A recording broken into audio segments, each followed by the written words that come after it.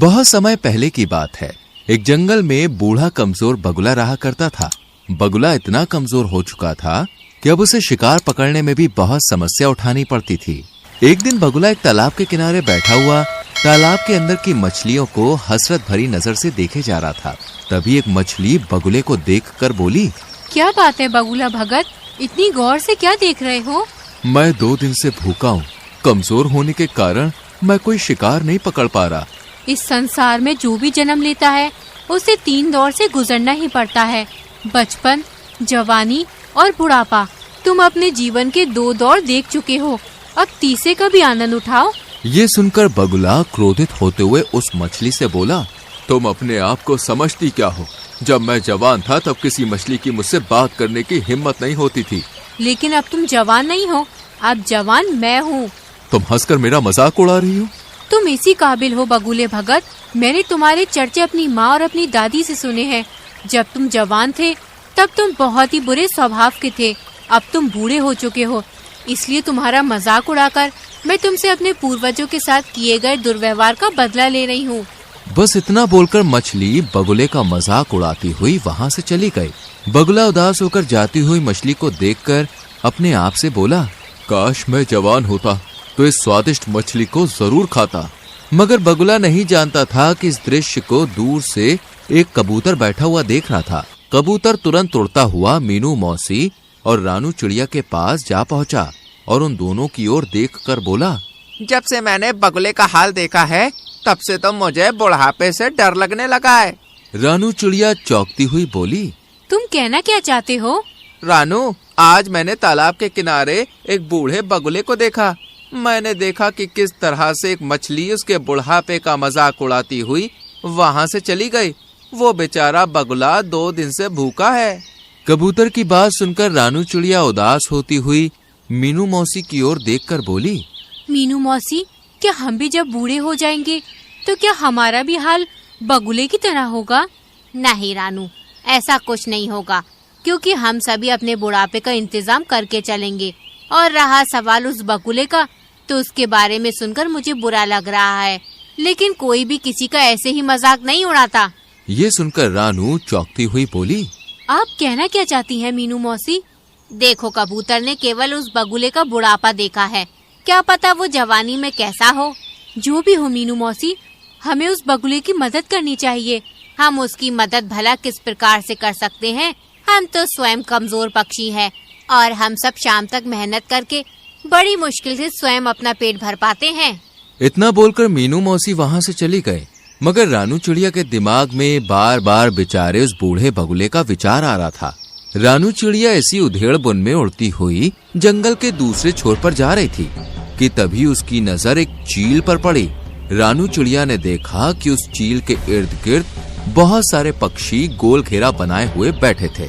अरे ये चील तो हमारे जंगल की नहीं लगती, और ये सारे पक्षी इस चील के सामने सम्मान पूर्वक क्यों बैठे हुए हैं? मुझे जाकर पता करना चाहिए। रानू चिड़िया उड़ती हुई उस चील के पास पहुंच गई और वहां बैठे हुए काले कौवे से बोली, काले कौवे, आखिर हमारे जंगल के सारे पक्षी इस चील के सामने क्यों बैठे हुए हैं? और ये चील तो हमारे जंगल की नहीं लगती। रानू, ये कोई मामूली चील नहीं है, बल्कि चमत्कारिक और विचित्र चील है, जो दूसरे जंगल से भ्रमण करती हुई यहाँ तक आई है। कुछ दिनों बाद ही यहाँ से चली भी जाएगी। जितने भी पक्षी यहाँ मौजूद हैं, उनकी कोई ना कोई समस्या है। वो सब अपनी समस्याओं का समाधान करवाने के लिए इस चील के पास बैठे हैं।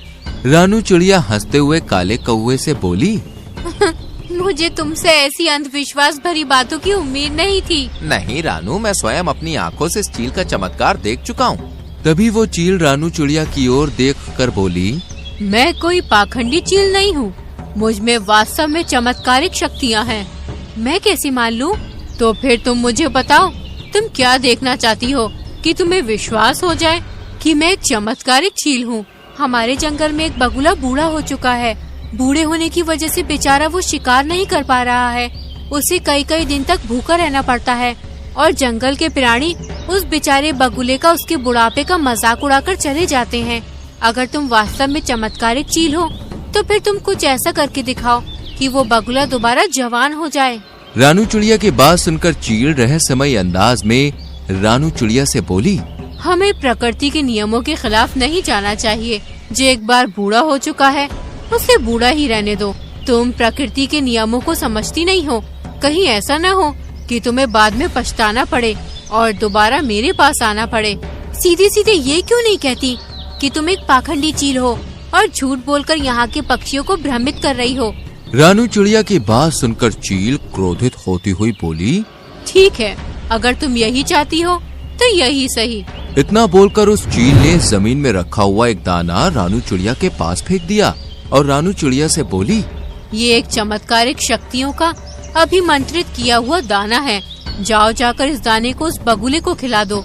वो बगुला जवान हो जाएगा, उसके अंदर जवानी जैसी ही शक्तियाँ आ जाएंगी।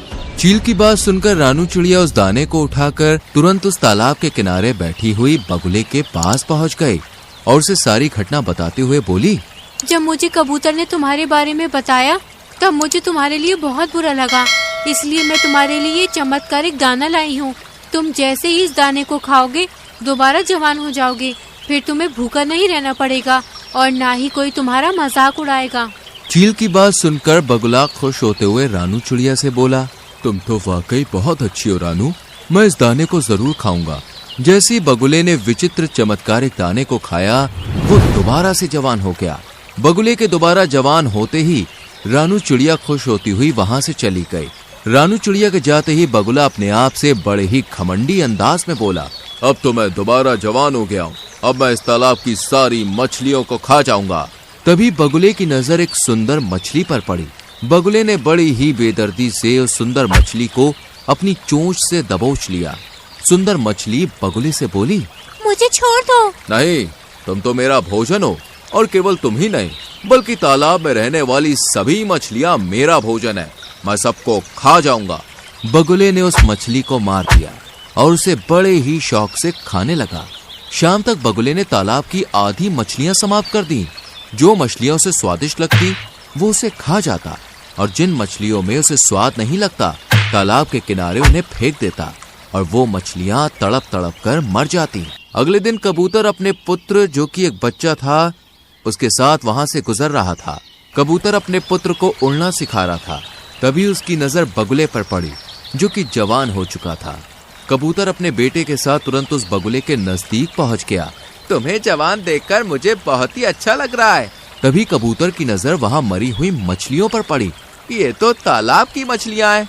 बगुला उदासी से कबूतर से बोला, पता नहीं कल रात क्या हुआ, सारी मछलियां तालाब से बाहर आ गईं और अपने आप तड़पते तड़पते मर गईं। ये तो बहुत बुरा हुआ। वैसे भी मछलियां तुम्हारा बहुत मजाक उड़ाती थीं। अच्छा सुनो, मुझे एक बहुत जरूरी काम है और ये मेरा छोटा बेटा है, मैं इसे उड़ना सिखा रहा हूँ। क्या तुम कुछ देर के लिए इसका ख्याल रख सकते हो? हाँ हाँ, क्यों नहीं, तुम आराम से जाओ और अपना काम समाप्त करके आना, तब तक मैं तुम्हारे बेटे का ख्याल रखूंगा। कबूतर वहां से चला गया। बगुला कबूतर के उस नन्हे बच्चे को गौर से देखने लगा। सच तो ये था कि उसके मुंह में पानी आ रहा था। वो मन ही मन में बोला, जब मैं जवान था तब मैं कबूतरों का मांस बड़े ही शौक से खाया करता था। कबूतर का मांस मेरा पसंदीदा मांस था। खैर कोई बात नहीं, अब मैं दोबारा जवान हो गया हूँ, क्यों ना मैं इस कबूतर के बच्चे का मांस चख लूं। तभी वो कबूतर का बच्चा बड़ी मासूमियत से बगुले से बोला, क्या हुआ, आप मुझे इतनी गौर से क्यों देख रही हैं? तुम्हें देखकर मेरी भूख और बढ़ती जा रही है। इतना कहकर बगुले ने अपनी चोंच से उस कबूतर के बच्चे को बड़ी ही बेदर्दी से मार दिया और उसे खा गया। कुछ देर के बाद जब कबूतर वहां पर आया तो अपने बच्चे को ना पाकर वो बगुले से बोला, अरे मेरा बच्चा कहाँ गया? तभी तालाब से एक मछली निकलकर बाहर आ गई और कबूतर से बोली, तुम्हारे बच्चे को यही बगुला भगत खा गया है। ये सुनकर कबूतर अविश्वास भरी नजरों से बगुले की ओर देखने लगा। तभी बगुला अकड़ता हुआ कबूतर से बोला, हाँ हाँ खाया है, तो इसमें समस्या क्या है? मुझे मांस पसंद है और तुम्हारे बच्चे का मांस मुझे बहुत ही ज्यादा अच्छा लगा, इसलिए मैं उसे खा गया। ये तो बहुत गलत बात है। तो तुम क्या कर लोगे? तुम मेरा मुकाबला नहीं कर सकते। समझ गया, इसका मतलब इस तालाब के अंदर रहने वाली मछलियों को भी तुम नहीं मारा है। इतना बोलकर कबूतर उड़ते हुए रानू चिड़िया के पास पहुंच गया और उसे सारी घटना बताते हुए बोला, मुझसे बहुत बड़ी भूल हो गई रानू चिड़िया, वो बगुला बूढ़ा ही सही था। मुझे तुम्हारे बच्चे की मौत के बारे में सुनकर बहुत बुरा लग रहा है और मुझे अपने ऊपर पछतावा भी हो रहा है। उस चील ने बिल्कुल सही कहा था, हमें प्रकृति के नियमों के साथ छेड़छाड़ नहीं करनी चाहिए। चलो मेरे साथ। रानू चिड़िया कबूतर के साथ उस चील के पास पहुंच गई और सारी घटना बताती हुई बोली, मुझे क्षमा कर दो चील, मैंने तुमसे कहा था परंतु तुमने मेरी बात नहीं मानी। खैर अभी भी कुछ नहीं बिगड़ा। इतना बोलकर उस चील ने एक और दाना रानू चिड़िया के सामने फेंक दिया।